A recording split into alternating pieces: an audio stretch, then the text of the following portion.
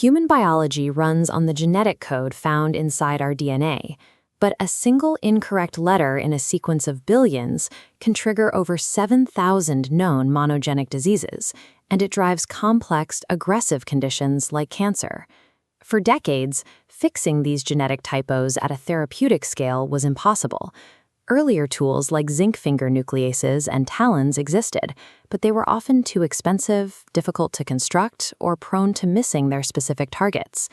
To move past these limitations, humanity needed a tool that was cheap, easily programmable, and incredibly precise, a mechanism researchers eventually found inside common microorganisms. In the early 1990s, microbiologist Francisco Mojica discovered that certain bacteria possessed a billion-year-old immune system. These microbes were using repeating DNA sequences, now called CRISPR, to identify and chop up the DNA of invading viruses. In 2012, Emmanuel Charpentier and Jennifer Doudna proved they could isolate and reprogram this bacterial defense system. By engineering a dual RNA structure into a single chimera, they demonstrated that the system could be directed to cut almost any specific genetic sequence. Shortly after that, Feng Zhang demonstrated that this same system could be used to successfully edit DNA inside mammalian cells. These discoveries provided researchers with a set of programmable molecular scissors, granting the ability to target and modify the code of life with a high degree of control. This diagram shows the system in action. To find a specific gene, scientists program a customizable single-guide RNA, or sgRNA. This RNA acts as a map, navigating through the cell until it locates and binds to a perfectly complementary DNA sequence. However, the Cas9 protein will only bind to the DNA if it recognizes a specific landing tag called a protospacer adjacent motif, or PAM. For the most common Cas9, this three-letter sequence must be present immediately downstream of the target for the protein to lock on. If the PAM tag is recognized and the guide RNA matches the target, the protein executes its primary function. There it is, the faulty gene. All right, Cas9, you know what to do. Time to slice that sequence right there.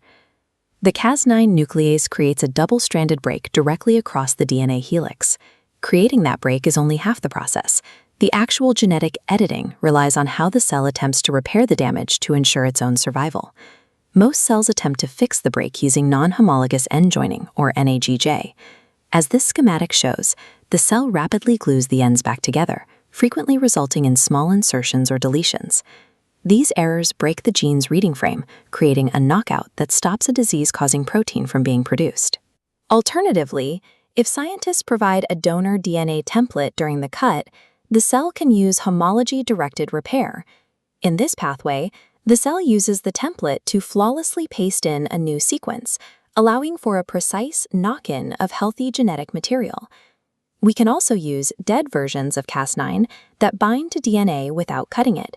As shown here, these variants can be fused to activators to turn a gene's expression up or inhibitors to turn it down, allowing us to modulate the genome without breaking any strands. By combining these targeted binding events with the cell's natural repair mechanisms, scientists have developed a full toolkit for modifying human genetics. To work in a living patient, these components must reach the right cells.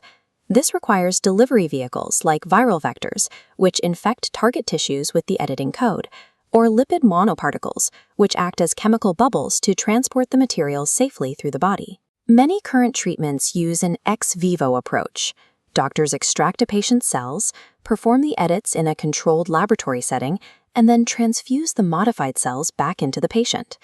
This logic flow illustrates how we treat sickle cell disease. By using CRISPR to knock out the BCL11A gene, doctors can trigger the body to produce fetal hemoglobin. This healthy protein takes over the work of the defective adult hemoglobin that causes the disease. In cancer immunotherapy, researchers extract T cells and use CRISPR to knock out the PD-1 gene, which normally acts as a brake on the immune system. These newly engineered cells can then be returned to the patient to aggressively hunt and destroy cancerous tumors. While editing cells outside the body has seen early success, the next frontier involves fixing tissues that cannot be removed, requiring direct intervention inside the patient. These in vivo therapies involve administering CRISPR components directly into the body to target specific organs. A major milestone occurred with the EDIT-101 clinical trial.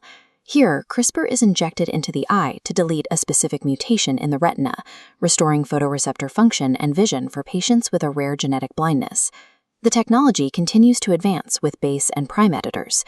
These newer variants act like molecular erasers and pencils, capable of swapping single DNA letters to fix mutations, without ever inducing a double-stranded break.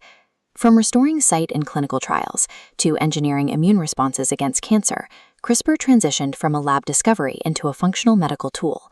As these techniques evolve, they provide doctors with a practical, expanding toolkit for treating formerly incurable genetic